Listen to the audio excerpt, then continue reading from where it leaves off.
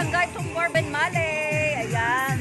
And of course, I would like to thank, ayan, anong merong kakaiba sa akin ngayon? Ayan, may maganda akong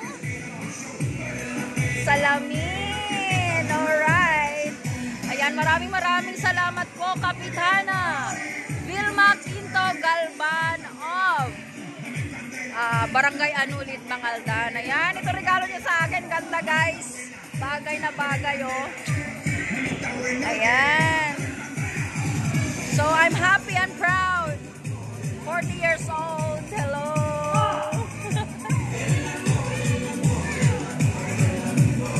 Ayan, maraming salamat po, Kapitana, sa aking pa-eyeglass, ha. Oh, diba? Ang ganda-ganda.